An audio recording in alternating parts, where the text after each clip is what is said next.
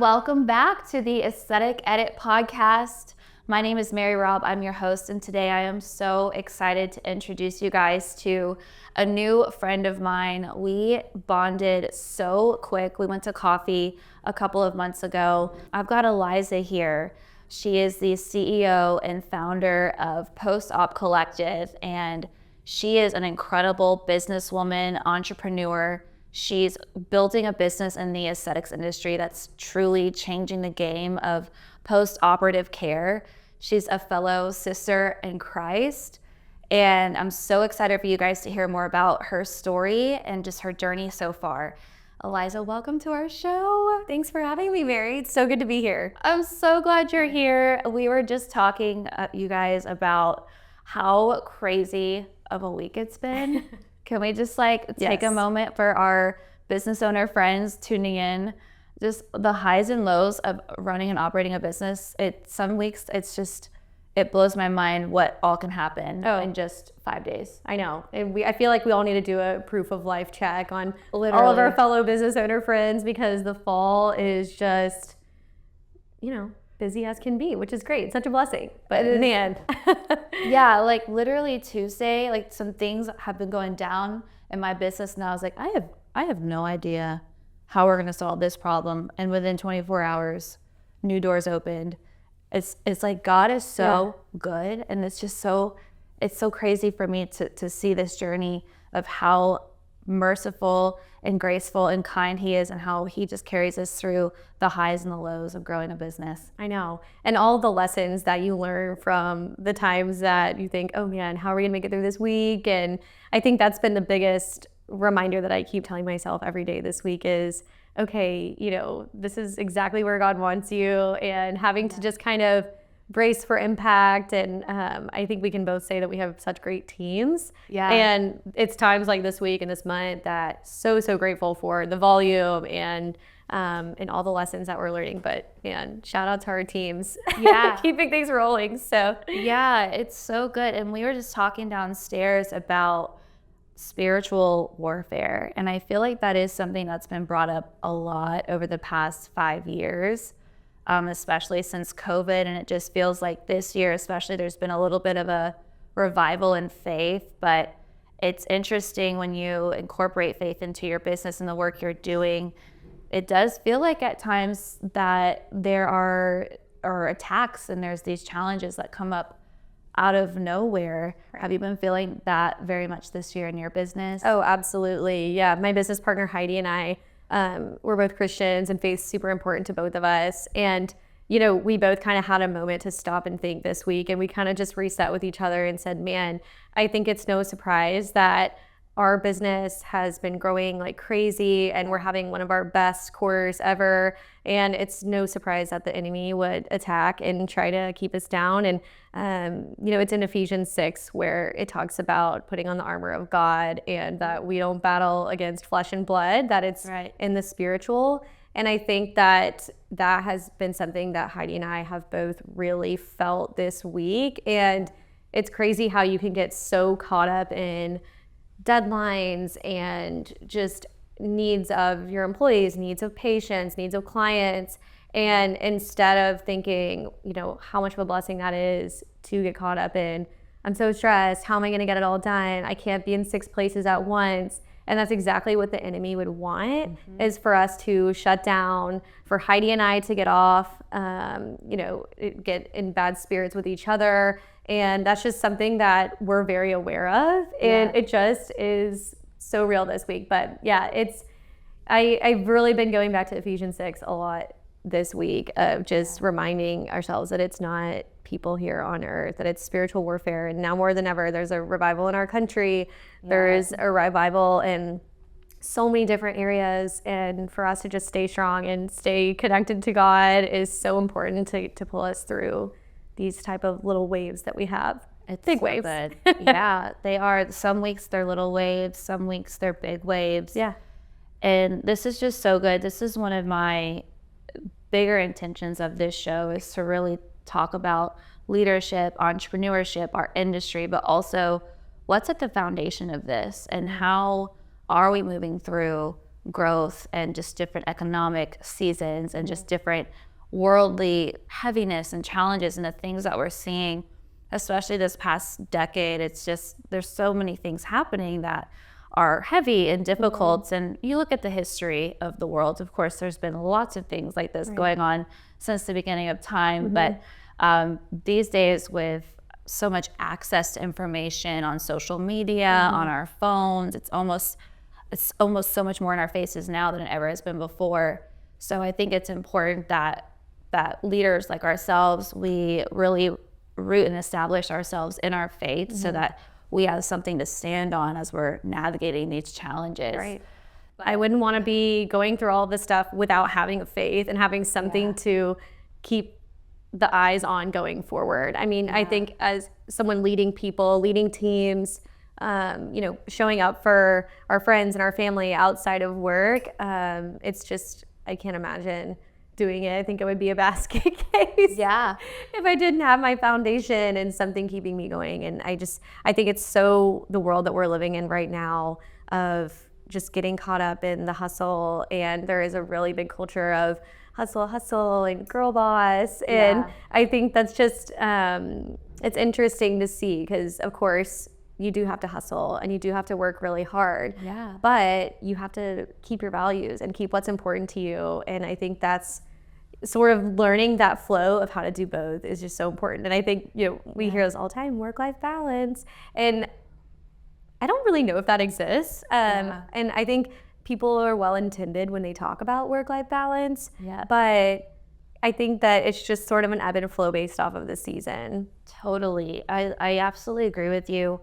Someone said, I don't like work-life balance. I like the idea of work-life blend, which I think is a really powerful shift in how we frame that, because when you say the word balance, you instantly think about what you're not doing right to remain in balance. But the reality what you're is, eliminating. Yeah, exactly. The reality is growing a business or being on mission, having a purpose, it's fluid. Things are changing every single day. There's going to be days that you have to really push full throttle, and there's going to be days where you have to force yourself to rest. Right.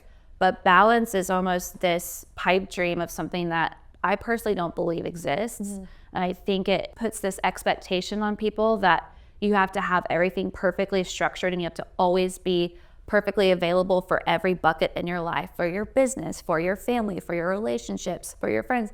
And it's like for your relationship with God, it's like that's just not the human experience. And you have to it almost implies that you have to give something up. Yeah. And I think there's so many things that are important that we have every day, and learning how to manage that versus saying, oh, this thing's got to go. Or, date nights are going to have to go. And how do you compromise and change that to maybe it's not a date night, maybe it's a date breakfast, and just thinking in my personal life what that looks like. But I totally agree. I think work-life blend is more of the season of life, at least that I'm in right now. Yeah. And it's been really, it's been hard, but great. Yeah. And it's just kind of how life is right now. So I want to hear more about a day in your life of just what, in an ideal world or in an ideal week or day, what does that look like for you? How do you structure your time so that you are able to fully step into your purpose? Yeah, great question. And right now, every day is kind of different, but with the same structure. I try to wake up early and have time before I start my day to enjoy a cup of coffee. And sometimes it's 30 minutes, sometimes maybe it's 10. And I usually sit with my coffee, do something. If I go take a lap around the block, something for me, and then I start my day and checking over my calendar and what it looks like. I actually do that the night before also, before I go to bed. It helps me kind of prepare mentally. But right now, a lot of my job in my role is outreach and being out of the office. So really being out with our clients, talking to our surgeons, really picking their brains of what is it that you need, in managing day-to-day operations. So since we are kind of a 24/7 company, we're taking care of patients during the day, overnight, just kind of making sure and checking in that everybody's doing okay. And then of course, blocking time for business operations. Usually that is something that I have to block time, but remain flexible because needs change and things happen. Yeah. So learning to kind of have a set schedule during the week, and and also remaining flexible has been tough. So my background, I was an ER nurse for 6 years. And with that schedule, I worked 3 12-hour shifts a week, and I had 4 days of the rest of total me time. Yeah. And I didn't really have a lot else going on. So my days were very easy, I guess you would say. So 3 days, the rest of the 4, go work out, meet with friends. And, I had always dreamed of having my own company. And now that I'm living in that, learning how to go from 6 years of shift work into a Monday through Friday, which is really Sunday through Saturday because we take care of patients all week, has been really interesting, and it's been amazing. I'm so glad. But, every day is different. And I think for me, it doesn't feel natural all the time to stay really flexible with a schedule. And that's something I'm just actively learning. Yeah, that's so good and so relatable. I was very similar when I first started my business. I was in a sales job where, my hours were, sometimes we would work weekends, but very flexible, 20, 30 hours a week on a good week. And whenever I stepped into business ownership, the time spent tripled. And it's like you start a business thinking, I'm going to have control of my time and I'm going to have all this freedom. Flexibility. And it's going to be great. What is one of the biggest lessons you've learned owning your business and creating a schedule that just allows you to grow this business but also keep your sanity? I think having a really good team. I think having the right people in place. I'm thankful for my business partner, Heidi, and we've gotten in a really good routine working with each other, and learning to delegate really well, I think, is crucial. So finding things that are, what's a need right now, what's the most important thing today that need to get done, making sure that gets done, and then relying on the team for the rest, that everyone's going to kind of do their job and show up 100%, so that I can show up 100% and Heidi can show up 100% as well. But we have such a great team at the Post-Op Collective, and I'm so thankful for our nurses and everybody that helps us in so many different areas. And I think having the right people in the right places is key, so that I can make time for flexibility. And if somebody calls and needs something, that I am able to jump in and do that. But I'm also prioritizing business operations and growth and development and working on strategy and direction, where we want to go. And in order to do that, you have to have the right people who are dependable, who are going to show up on time, who are going to do a really good job. And we really do have that at the Post-Op Collective, from our nurses all the way up to Heidi, who's just been amazing. And so, having a great team. Yeah. Well, and as you were talking about your team, I know you guys have been growing so quickly. How do you incorporate your faith and your belief system into your company culture and your leadership style? Yeah, I mean, that can be challenging, and especially because you can't always assume that everyone comes from the same faith background or is at a place in their life where that's something that they're wanting. But I think as a business owner, the best thing that I can do for my team is to be rooted in God myself. And that way, we talk about the fruits of the Spirit. If I can exhibit the fruits of the Spirit to them and how I treat them and how I show up for our patients and our surgeons and our clients and my staff, I think that's the best thing I can do, because a lot of our staff, they work so hard for us. And so if I can give the same love and caring and patience, and I think that's just something that Heidi and I talk about a lot, is if we know who we are as leaders, then that's how we communicate with our team. It's how we have grace with our team, which can be really hard. But it's just so important to stay grounded as a leader, more than anything. Yeah. If you're listening but not following, please just go ahead and click that follow button. It will help solidify our relationship, and it will allow us to engage with you more regularly and give you more of the advice and guidance you're looking for and how you're building your brand on social media. We can be found on Instagram, TikTok, and YouTube. Follow us at the Aesthetic Edit Podcast. If you have show ideas or guest recommendations for our future podcast episodes, we would love to hear from you. I think leading a team, I just don't know how leaders do it without having of faith, because it does require a constant just ego death. You have to be very patient. You need to be willing to look in the mirror and just evaluate, how am I leading by example, and how can I positively influence my team? And like you said, grace is so important. And just really understanding, like, this is about, it's so much bigger than yourself, even about your business. It's about the mission that you're on.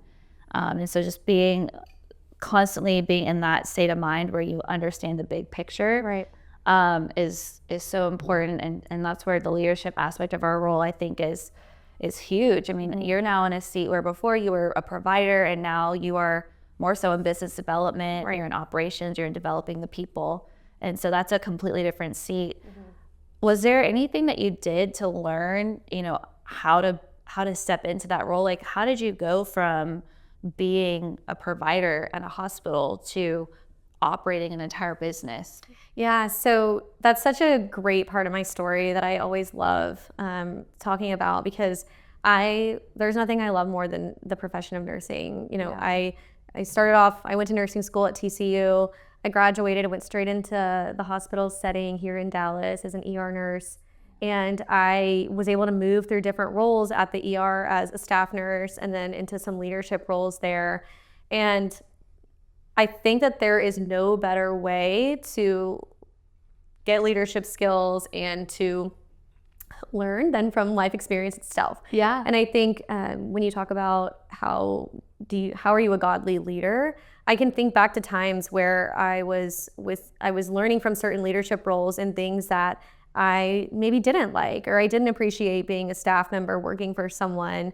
And I remember thinking, okay, these are like great things that I'm going to just file away, that if I ever have a company, I wouldn't want my employees to feel this way. And I wasn't sure what that looked like at the time. I just always have been entrepreneurial minded and wanted to start a business. And so I kind of was filing these life lessons along the way. And it really, once I got into a leadership role at the hospital, was some really humbling work. And it was combining what I loved, which was nursing, and the hustle and bustle of a trauma center and the ER. And it really quickly flipped into, now you're managing people and you're not managing patients as much.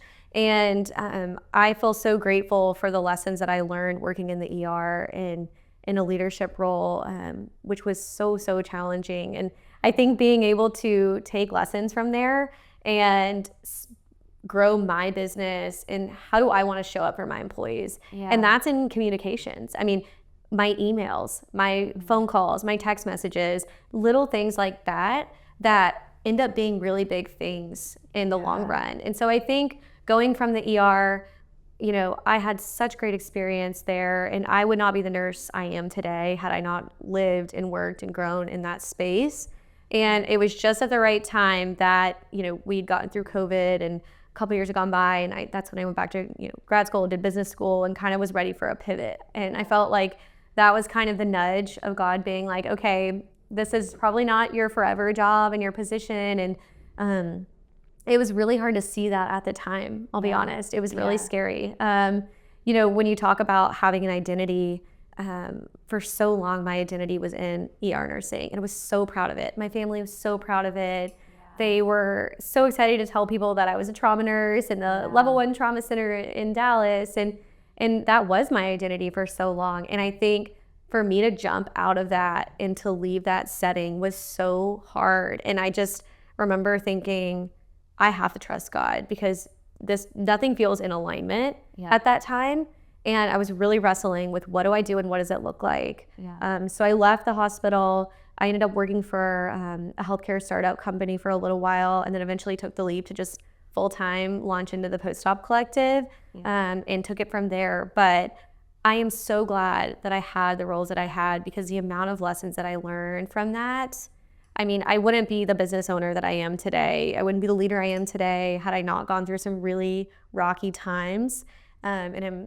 I can say this now, but in the time, and I think there's probably some people who know me in that season that would probably maybe chuckle hearing this, but it was a really, really tough time for about 6 months to a year when I really was trying to figure out. And I've never felt more peace now where I am and feeling in alignment and supported by my fiance and my family and my friends. And I just, every single day, I think of something and think, gosh, I remember Heidi and I will be working through something and I'll just think, I remember how this felt when I was an employee.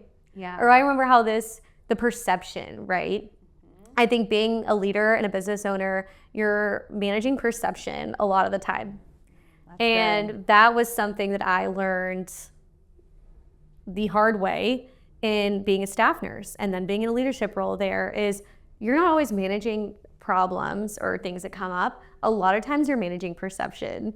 And that can be one of the most difficult things because you're kind of, when you're a leader, you're committing to be misunderstood a lot of times. And sometimes you just have to recognize that you're just going to be misunderstood and not everyone will understand all the decisions that are made and why, but remaining faithful and, driven in that way to know that this is what I'm standing for and why, that it doesn't really matter sometimes if your perception is off. That is so good. And that is such a good reminder for our audience too. And that's a really great, I've not thought of it like that yet, of just you're managing perception and you are putting yourself in a position to be misunderstood and you have to be okay with that. It reminds me of the Theodore Roosevelt quote about the man in the arena. Yes. I love that quote so much because I know I often have felt like this where, it's like you're in the limelight, but then everyone else has their opinions. What would you say so far in your journey, what's been the biggest thing that's helped you remain convicted and confident and on mission, knowing that people might have a different perception of what's going on? I would say it's two things. Number one, Heidi and I are just so in sync. Yeah. And she's a Christian, and I think having her to walk this with is everything. And in that way, even if we're talking through something that we both know ultimately what our goals are. So having a really great business partner is step one. And then two, so owning a business actually is in my family. My grandfather started an engineering firm in Austin. My dad later took it over, and my dad's worked there, for his entire career. And so having business ownership in my family and being able to call my dad and kind of talk to him about, how do you handle this type of situation, whether it's financial, whether it's strategy, whether it's with employees.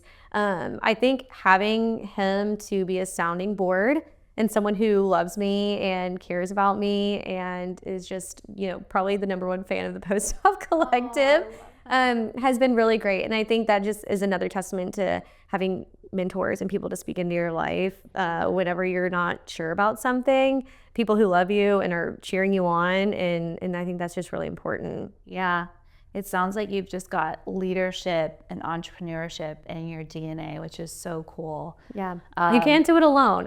Yeah. And I think that it can be the hardest. One of the things that can be the hardest, especially when you're managing a team, is having people kind of, in your circle, in your level that you can bounce ideas off of, and it will be receivable and they'll give you good advice, because there is a lot of bad advice out there. And when you talk about the internet, I think some people get their advice from little snippets online and things, and you can take that for what it is, but having people that you can touch grass, I guess, and really talk to people and kind of get offline for a second and reset your mind you have to have that. It's essential. Yeah. Well, I'm glad that you brought up the partner as well, because I know for myself and probably a lot of people listening, I don't have a business partner right now. And I think it's really important to consider this, finding the right person to help you lead and grow your business. It's like finding a husband or a wife. It's like finding who you're going to be married to, and that impacts everything. It impacts your growth trajectory. It impacts your team, your mission, your impact. So how did you and Heidi find each other? And do you have any advice for people who are working with a partner or looking for a good partner for their business? Yeah, you're right. And it is like a marriage. When you have a business partner and Heidi and I kind of have an interesting way that we met. We actually met while I was still working in the hospital, and she was doing some nurse recruiting, and Heidi's a nurse anesthetist, a CRNA, if you're not familiar. And she was also doing some nurse recruiting and was recruiting for a couple of different nurses, and called me for an employee who was looking for a part-time role. And this was sort of at the time, and again, I can look back and think of all of the, I wasn't fulfilled in my role there, and I was literally grabbing on for what else is out there. Yeah. What else can I do when I'm just a nurse? Yeah. And Heidi called me, and I kind of just said, "Hey, what do you do?"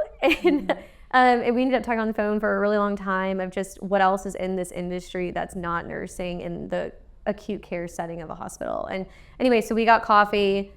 We both just hit it off. She's a very entrepreneurial minded person, and so driven, and just like, let's go, a go girl. And I can't, it sort of just reminds me when I met Brady, who's my fiance, where you kind of just meet and you're like, this is working, it's going really well. Yeah. And let's just keep going. And, we both had shared values. And so at the core, we could just start there, because I think that goes into her mindset as a leader, and that goes into her decision-making as a leader. So I can trust her knowing that we both operate our personal lives at the same values. The same core values. You have to. Yes. Yeah. And it's so important, because how somebody is in their personal life, it's only going to be amplified in their professional life.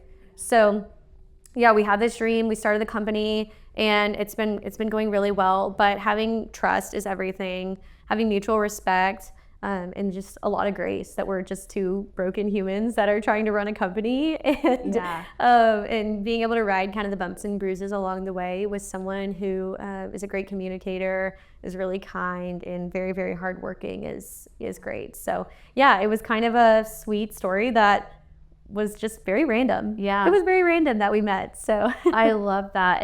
It seems like it was God's divine timing. Yeah. Like you guys crossed paths at just the right time in your careers, and then you were able to start building this. Mm-hmm. Do you have any advice for people in business partnerships of how to keep things going in a positive direction, how to keep the momentum up?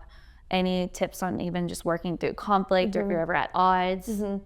Yeah, that's a great question. And I think this is something that Heidi and I do really well, is we check in with each other. And if there's something that we need to talk through, hey, is this a good time? Are you at 10 right now? Or are you at a place where we can table this and talk about it tomorrow? Kind of gauging the temperature if she's had a really stressful day or I've had a really stressful day, depending on, the urgency of something. Hey, can we talk about this tomorrow? Or can I get like 30 minutes?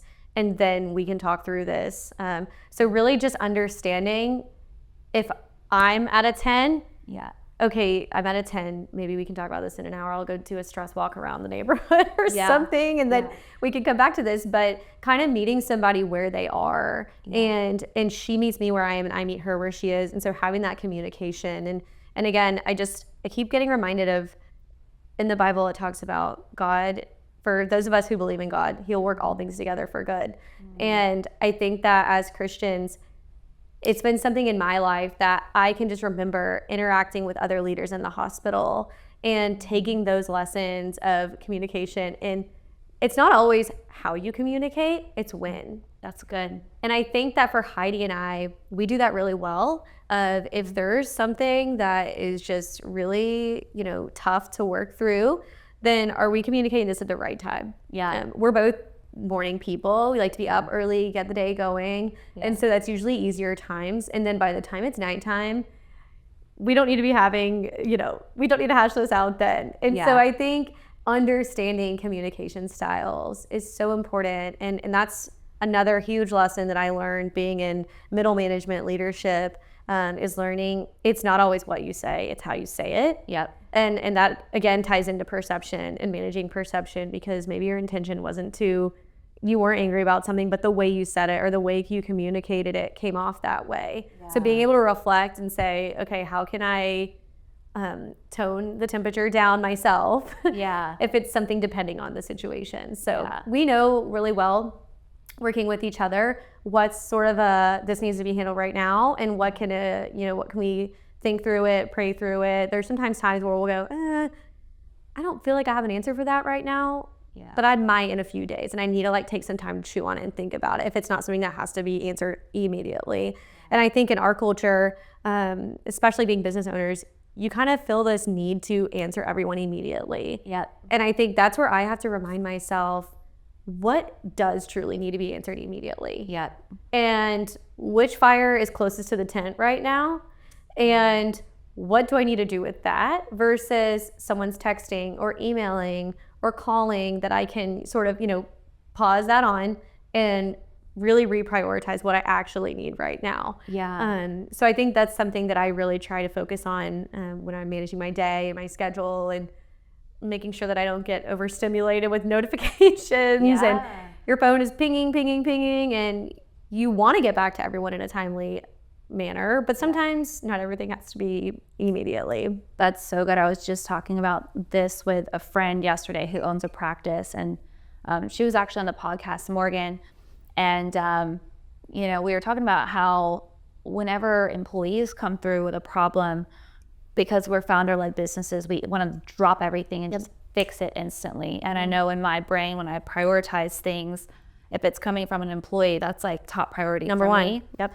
And we were just talking about the season of business we're in, just learning that sometimes you have to let some of those fires burn. So it's this constant reevaluation of what's most important right now. And that's such a good reminder. To grow them too as employees. Yes. Because if we're fixers and problem solvers, we want to jump in and say, oh, I can help you, I can solve this. But sometimes if you let things marinate a little bit and really encourage them to sit on it for a second and think through, what should I do? And kind of learn from that. We're almost doing a disservice for our employees if we're just solving everything for them, which sometimes is a quicker way to do it. And it can be really tough, but those are where they learn too and grow as employees. It's so good. It's like the power of the pause. Yes. Just like in your communication strategy, if you've got an urgent issue you want to talk to Heidi about, well, let's see if you have the capacity right now to hear this. If not, we'll pause and talk about it tomorrow. It's so good. Yeah, exactly. The power in the pause in so many areas of life. To connect with today's guest, Eliza Stevens, you can follow her business on Instagram at the Post-Op Collective. And you can find more information about their services at postopcollective.com. Well, I do want to touch a little bit on your business specifically, because I want to get into aesthetics. Yes. So can you share with the audience a little bit about just what services you guys offer? Yeah, absolutely. So our company is the Post-Op Collective. So we specialize in concierge post-op recovery. So most of what we do is in the aesthetic space, the plastic surgery space, but we also take care of patients needing help with elective surgeries. So most of our patients were healthy enough to be cleared for surgery. They were healthy enough to go home, and then we take it from there. So we're local here in Dallas, sort of in the Dallas-Fort Worth area. And so we partner with surgeons here in Dallas, and we take care of patients from the second they're done with PACU until they're at their follow-up appointment, sometimes a week or 2 weeks later. So that's either in-home or we are at the Crescent Hotel here in Dallas. Sometimes even local Dallas want a little staycation after their surgery. And they'll stay there, of course. So it's great. I think what people don't understand about plastic surgery is they see the before and afters. They go through all of this time, they save money, they make the commitment to get this surgery, and then they underestimate the after. And you go to your pre-op appointment, you get all of this packet of instructions, here's the meds you need to take, here's the dressings that you'll have, here's how many times a day that you should be taking this medicine or eating this or drinking that, don't do this, don't do that. And then you get that packet and you shove it in your purse. And you're like, yeah, I'll figure it out afterwards. Or, oh, here, I'll just give it to my husband or spouse or whoever it is. And then you get home after surgery, and it's the oh crap moment. Oh my gosh, what was I supposed to do? Happened? You're in a daze. You just had anesthesia. You might be on narcotic medication. You're not reading that packet? No. So we come in, we take them home from surgery. We have a driver that takes you home. We tuck you in with one of our nurses. All of our nursing staff are registered nurses. So they have the critical care experience and assessment skills to really know what they're looking for. And so a lot of times, we take patients home, we get them tucked in, get a medication schedule planned out for them. And then after that, it's a lot of education and affirmation for them of this is normal. This is what this is supposed to look like. Because as you know, plastic surgery can look very frightening afterwards. And people underestimate that. And the first thing they say or their spouse says afterwards is, what have you done? Yeah. And it can be really scary. I mean, just talking to a patient this week and she was really worried, oh my gosh, my husband's really worried. And, and I just had to encourage her of, hey, you're right on track. Yeah. Everything is, I know this is not the end goal right here, but you're right on track for what you're supposed to be looking like and healing. So a lot of what we do is just sharing our expertise, managing all of their logistics after care. And we're kind of the middleman between the surgeon's office and the patient. So from a patient side, we're helping them, we're hip and hip with them from the second they're discharged to when they're ready to get back to their normal. Usually it's about a week. From the surgeon side of it, we're kind of the buffer in the middle. So we're fielding phone calls that they normally are getting blown up all day at their office of, can I take this medicine? What is this wrap? What am I supposed to do with this? And we come in and we can silence the phones. Yeah. We can take those. Of course, everything is physician-led and everything is by surgeon's orders and protocols. So if there's something that needs to be escalated, truly, we're there. Yeah. But a lot of the times, it's probably information that's in that wrinkly packet that you threw on your kitchen counter after surgery. Yeah. And we can just take the time and go through that with them. And it's so rewarding to see someone go from before surgery to the scary after, and then see them 6 months down the road and think, wow, you look amazing. That's great. I love this idea, and I love the model that you've built out. It's so needed, and I just think it's genius. I know the service you're providing is so helpful to the patients, and you're right, like that whole journey after the surgery, it's, most people don't get this type of surgery like on a regular basis. Right. So them having that support is so key. I think it's so genius that you found this gap in the market. And it's this concierge level, it's this luxury experience. It's like, makes me want to go and like figure out something I want to go get done. Perfect. And then just hire you guys, come take care of me. That'd be fun. We will, absolutely. Yeah, no, it's great. And I think people these are, very well-educated, smart people having surgery, and no one can prepare you for after. Yeah. When you're taking medications that might make you loopy or out of it. And it's really such a blessing to be able to take care of people and really help them get through that first week. Yeah. Well, with the topic of aesthetics, this is one thing that I think would be interesting to get into. I was listening to a podcast, it was a faith-based podcast, and they were talking about, they were having a debate about Botox and about aesthetic treatments in general. And they were quoting scripture about basically how it's sinful to want to enhance your appearance or change the way that God made you. And really just going down this rabbit hole of how bad the aesthetics industry is and how wrong it is to care about your appearance. They went and said things, it's about vanity, it's all in vain, and it's selfish. What are your thoughts on Christians getting aesthetic procedures? Yeah, that's a pretty hot take there. So, I think having not listened to the podcast, but just from this topic of conversation, I would say that two things can be true, right? And we also as Christians can't hold people that are non-Christians to the Christian standard. So not everybody that's getting plastic surgery is a Christian, but there are lots of Christians that do get plastic surgery. And my mindset in that is it's your heart behind everything that you do. And what really is the reason that you're wanting to have something done? I think even the words plastic surgery, people just immediately assume that, they're gonna look like huge lips and, fake or plastic. They think like Miami, very fake looking. And that's really just not the case for most people. Most of the patients that we take care of, even they're moms and they had all their kids. And, there's some things that diet and exercise is never going to take away. And for me, it's what's your heart behind it. Yeah. Certainly, if you're doing something, for vanity purposes and you're doing this because you care a lot about what other people think and, you're doing it for a selfish reason, that you're wanting to show off your body and flaunt everything, I think that might be something to work through in yourself before you have surgery. But, when you are in the Bible, it talks about being made in the image of God. And I do think that Christians, we are made in the image of God. Yeah. And so I have my personal hot take is you can be made in the image of God and still want to have plastic surgery, and that's okay. Yeah. We've seen marriages improve from patients that we've taken care of because they got their confidence back. Yep. And they got maybe something minor done here, or maybe it was a little bit more major. And, they're calling us saying, I just got back from vacation with my husband and we reconnected and are feeling better than our marriage has ever felt.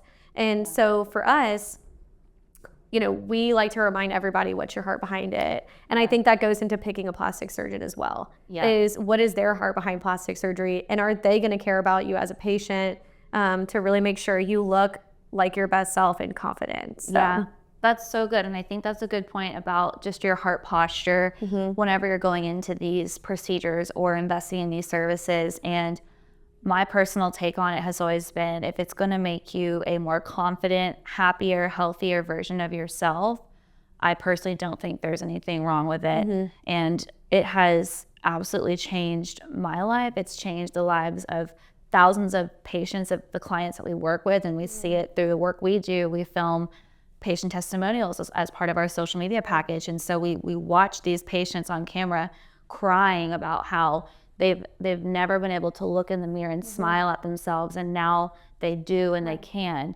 And the way that I see it is that if God has put a purpose on your life, but there's something about the way that you look that's holding you back from fully walking in that purpose, and there's a solution to that that's reasonable, that's not going to change your character, there's no reason why you shouldn't be able to do that. That's my personal opinion. But absolutely. And having a community of people in your life that probably can run it through and think it through. And does it make sense financially? Yeah. Does it make sense with your time and where your family is in their life? Are all things to consider also, not just, how I will look, but consider the recovery. Yeah. Consider the financial burden. Yeah. Consider how your husband's going to probably need to take over care for a while, and if you're at a place. So that's where community comes in. And I think just having, if you're someone that struggles with something, then I see no problem. Yeah.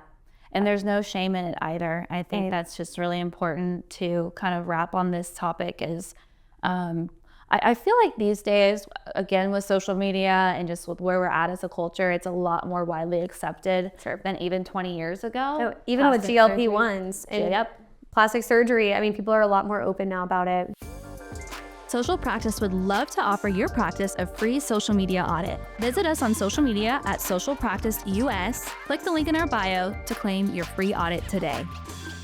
So let's talk about social media.